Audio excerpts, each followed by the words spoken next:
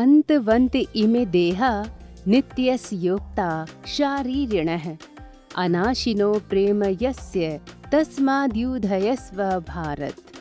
अर्थात नाश रहित अप्रेमस्य नित्य स्वरूप जीवात्मा, ये सब शरीर नाशवान कहे गए हैं। इसलिए हे भारतवंशी अर्जुन, तुम उठो और युद्ध करो।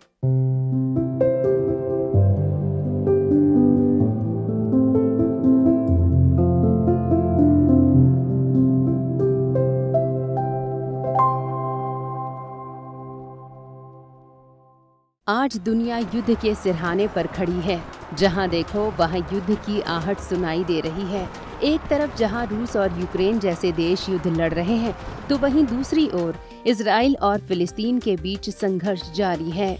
ऐसे ही संघर्षों को देखते हुए सद्गुरु स्वामी कृष्णानंद जी महाराज ने अपनी किताब गीता ज्ञान मंदाकिनी में लिखते हुए ये बताया है कि युद्ध किसी समस्या का समाधान नहीं, बल्कि सामाजिक विद्रोह का हथियार है, जो पहले से जल रही आग में घी डालने का काम करता है। क्योंकि युद्ध के बाद से जो परिणाम निकलते हैं, उससे हानि कुछ दायरे में नहीं, बल्कि वैश्विक स्तर पर होती है। युद्ध से निकलने वाले परिणामों के बारे में बताते हुए सद्गुरु कहते हैं, गीता में अर्जुन को ज्ञान देने वाले भगवान कृष्ण न हिंसक हैं, न अहिंसक, न शुभ हैं, न अशुभ, बल्कि ये दोनों एक ही स्वप्न के हिस्से हैं।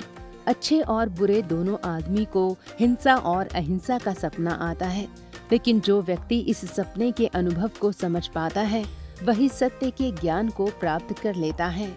दोस्तों, सद्गुरु आगे लिखते हैं कि युद्ध में जो हिंसा होती है, वो किसी नाटक में लड़ी गई लड़ाई नहीं, बल्कि सत्य घटना होती है, जिसमें इतना रक्तपात होता है कि इससे मानवीय जीवन अस्त व्यस्त हो जाता है।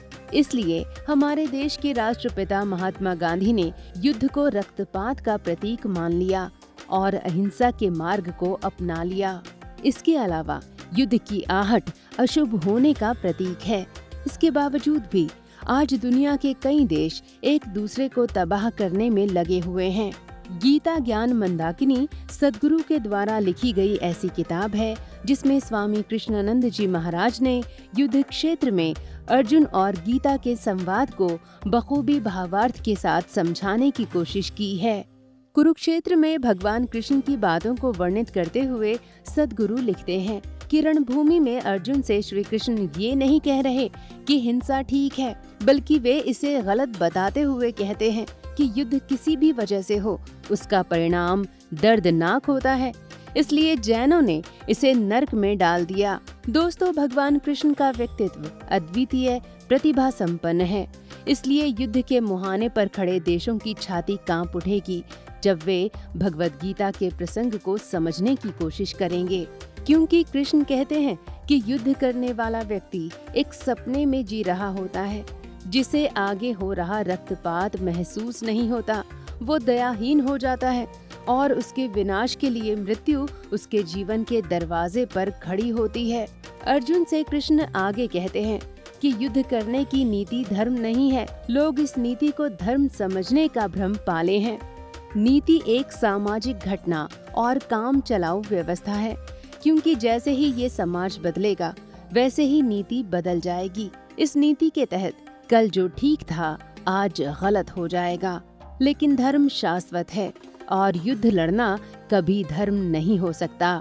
तो दोस्तों, ये आज के समाज के लिहाज से युद्ध की वो व्याख्या है जिसे कुछ देश और कुछ लोग नीति नहीं बल्कि अपना धर्म मानकर चल रहे हैं। लेकिन सद्गुरु स्वामी कृष्णानंद जी महाराज द्वारा युद्ध को लेकर लिखा गया ये प्रसंग बताता है कि युद्ध रक्तपात का ऐसा हथियार है जिसे धर्म मानकर नहीं बल्कि नीति के तहत चलाया जाता है। वैसे आप क्या सोचते हैं? सद्गुरु द्वारा लिखी गई इन बातों के बारे में कमेंट बॉक्स में जरूर बताएं और वीडियो को शेयर करने के साथ ही चैनल को सब्सक्राइब करना ना भूलें। धन्यवाद।